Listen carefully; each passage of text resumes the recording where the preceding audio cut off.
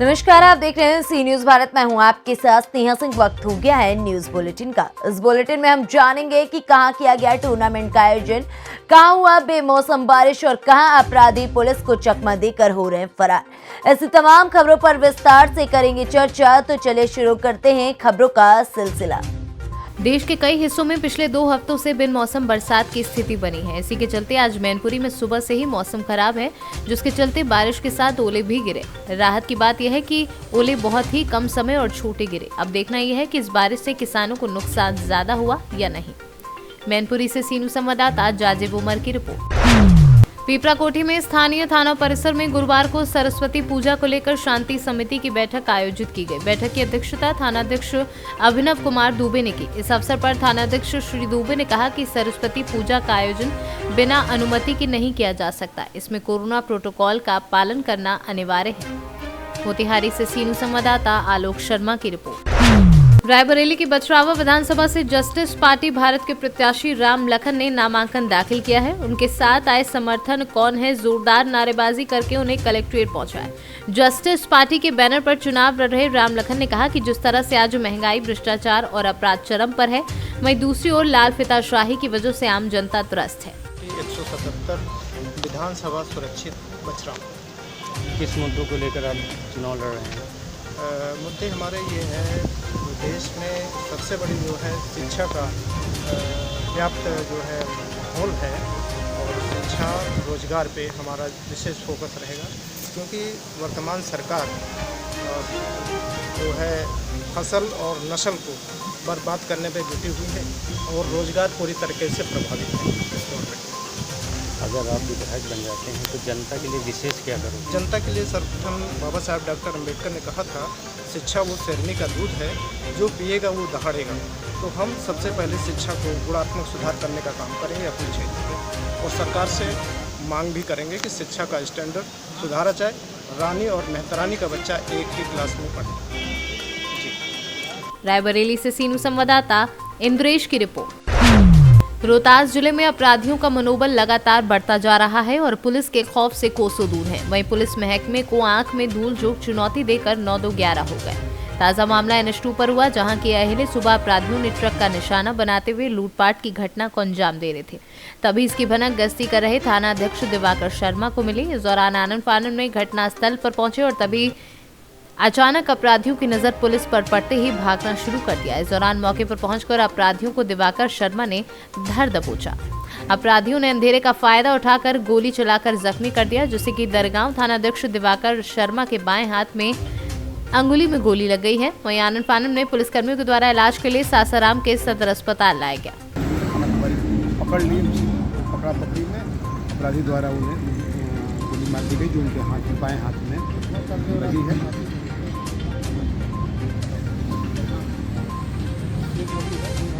कहाँ गया अभी वो ट्रामा सेंटर बनारस भेजा गया है। यहाँ करके सदर हॉस्पिटल से भेजा गया है। हाथ में थोड़ा सा स्टिच करने के लिए। सर, कौन सी जगह घटना है? आपराधिक हाँ, आपराधिक वारदात की थी। लूटपाट की सूचना थी कि लूटपाट का था, इसी तरह एक अपाची मोटरसाइकिल भी मिली है अपराधियों को।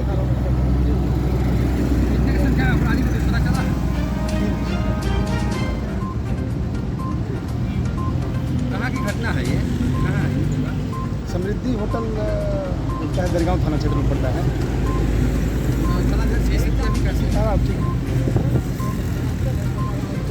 आज सुबह में लगभग 5:30 से 6 बजे के बीच में जब दरगांव UP की थानाध्यक्ष वहाँ पर रेड से लौट रहे थे और गश्ती कर रहे थे, इसी क्रम में ताराचंडी मंदिर से शिवसागर टोल प्लाजा के बीच में लगभग ताराचंडी मंदिर से 1 किलोमीटर आगे समृद्धि होटल के पास वहाँ पर एक ट्रक लगा हुआ था और उसमें से जो ट्रक ड्राइवर के द्वारा आवाज़ दी जा रही थी, पुलिस से मदद की मांग की जा रही थी। पुलिस के द्वारा तुरंत वहाँ में पहुँचा गया, जिसको पुलिस टीम को देखते ही दो जो लोग थे वो भागने लगे, जिसका पीछा पुलिस टीम के द्वारा किया गया और उसी क्रम में जो वहाँ पे ट्रक या कंटेनर जो था उसके अंदर से एक व्यक्ति वहाँ से निकला और पुलिस के द्वारा, जो थानाध्यक्ष के द्वारा उसको पकड़ने का प्रयास किया गया और इसी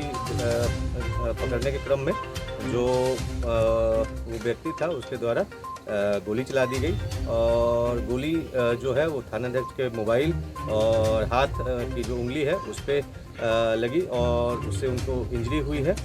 वो बिल्कुल ठीक हैं और खतरे से बाहर हैं और उनको प्राथमिक इलाज के बाद BHU रेफ़र किया गया था, जहां से वो इलाज करा करके लौट रहे हैं। अभी तक हम लोगों के द्वारा वहां पर से जो अपराधी है उसका मोटरसाइकिल बरामद किया गया है और उसके आधार पे तथा अन्य जो क्लू मिला है उसके आधार पे हम लोग छापेमारी करा रहे हैं। SIT का गठन SDPO सासाराम के नेतृत्व में किया गया है, जिनके द्वारा लगातार इस मामले में जो अपराधी शामिल हैं उनकी शिनाख्त करके उनकी गिरफ्तारी के लिए प्रयास किया जा रहा है। हम लोग वहाँ पर जो घटनास्थल पे मैं स्वयं और SDPO और अन्य टीम वहाँ पे तुरंत पहुँची थी और उसके बाद से ही इस मामले में जो थानाध्यक्ष को जो इंजरी हुई है उनका बेहतर इलाज तथा अपराधियों की गिरफ्तारी के लिए लगातार इसमें प्रयास किया जा रहा है और खास करके NH2 पे लूटपाट की घटना घटित नहीं हो, इसके लिए विशेष वहाँ पे गश्ती और किया जा रहा है और जिसमें पुलिस के द्वारा आज साहसिक कार्य किया गया और इस प्रकार एक लूटपाट की घटना घटित होने से उसको बचाया गया और इस मामले में लेकिन जो अपराधी शामिल हैं उनकी गिरफ्तारी जल्द होगी। रोहतास से सीनियर संवाददाता पंकज कुमार की रिपोर्ट। कबड्डी खिलाड़ियों के टूर्नामेंट कल्याण के शंकर क्रीड़ा मंडल, कल्याणी ताई पाटिल फाउंडेशन, पूर्व नगर सेवक एवं संपर्क प्रमुख शरद पाटिल, धनराज पाटिल द्वारा 29 जनवरी से 1 फरवरी तक कल्याण पूर्व क्षेत्र में प्रीमियर लीग मैचों का आयोजन किया गया। 4 दिवसीय टूर्नामेंट में जयशंकर लाइन विजयी रहे जबकि जयशंकर पलटन उप विजेता रहे। पूर्व विधायक जगन्नाथ शिंदे का जन्मदिन और पूर्व महापौर का दिवंगत, इन मैचों का आयोजन कल्याणी पाटिल के जन्मदिन के मौके पर किया गया था। इस प्रतियोगिता का पुरस्कार कल्याण पश्चिम के विधायक विश्वनाथ भोई ने दिया। इस मौके पर शिवसेना महिला अघाड़ी की आयोजक विजया पोटे, पूर्व पार्षद नीलेश शिंदे, अरविंद मोरे, प्रशांत काले मौजूद रहे। बरेच दिवसांनी कबड्डीच्या अशा ओपन स्पर्धा बघायला भेटलेल्या आहेत, कारण कोरोनामध्ये जवळजवळ सर्व प्रकार बंद होतात। पण कल्याणताई पाटील फाउंडेशनच्या वतीने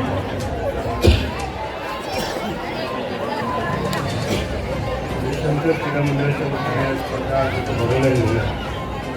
कबड्डी तसा मैदानी आणि मैदानी केले आणि मला वाटतं जयबजरंग संस्था फार जुनी आहे, फार जुनं मंडळ आहे जयशंकर, त्यामुळे इथे अनेक खेळाडू घडलेले जर राज्यस्तरीय झाले असतील, जिल्हास्तरीय स्पर्धा खेळल्या असतील, अनेक पंच झालेले आहेत, अनेक कबड्डीच्या जी संस्था कबड्डीचे जे चॅनल आहे त्याच्यावरती आले असतील। अशा पद्धतीने मला वाटतं गॅप पडलेला आहे, कारण ह्या संस्थेचं नाव आपण पूर्ण महाराष्ट्रभर ऐकत असतो आणि बऱ्याच गॅपनंतर आपण पुनरागमन केलेलं आहे। एक चांगलं पाऊल आपण टाकलेलं आहे।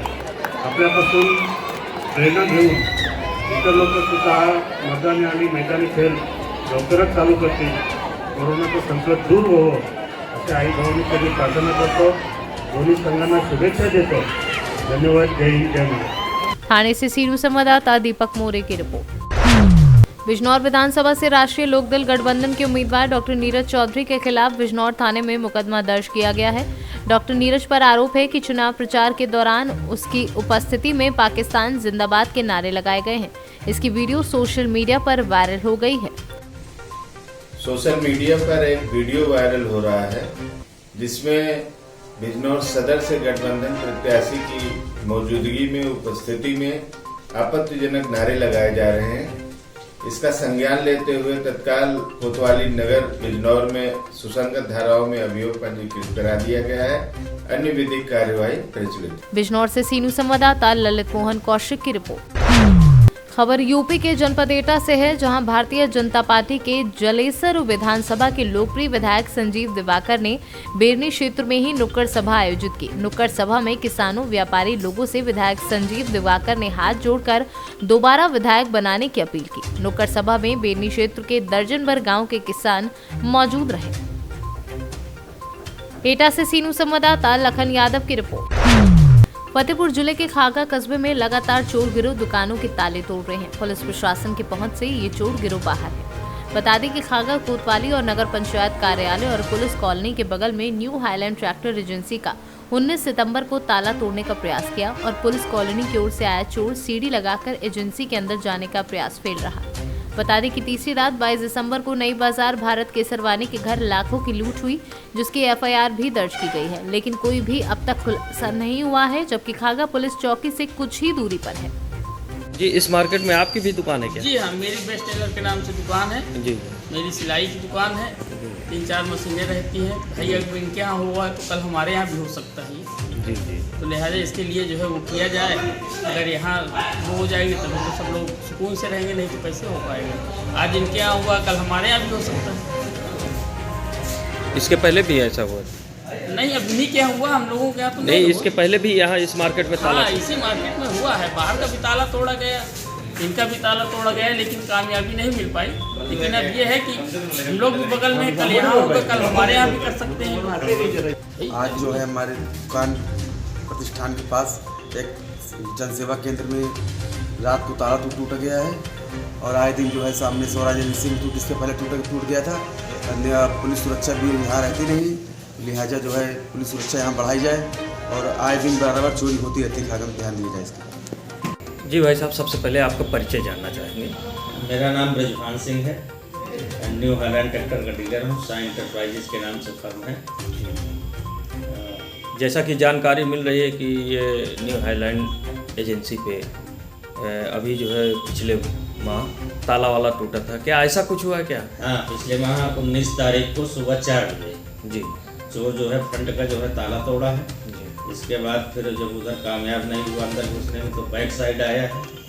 बैक साइड में प्रयास किया, तो जब असफल हो गया है तो वो करीब आधा घंटा रुकने के बाद यहाँ से पुलिस कॉलोनी की तरफ निकल गया है। जी, क्या पुलिस कॉलोनी इसी जगह पास में है? हाँ, बिल्कुल बगल में सटी हुई है। जी, जैसा कि आपके सामने आज जानकारी मिल रही है कि वहाँ भी जो है ऐसी घटना हुई। हाँ, आज यहाँ वहाँ भी तोड़ा है शटर का ताला। क्या है यहाँ पुलिस प्रशासन का रात में गश्त वगैरह नहीं होता क्या? रात में तो कोई पुलिस वाला नहीं रोड में नजर आता। आप क्या जन संदेश देना चाहेंगे? क्या आप जो है भाई यहाँ व्यापारी जो है असुरक्षित है। जी, अब व्यापारियों की दुकानों के शटर लगातार तोड़ रहे हैं। अभी पिछले हफ्ते ही जो है नई बाजार में भी डकैती पड़ी है। जी जी, अब पुलिस बिल्कुल मौन रहती है। जी,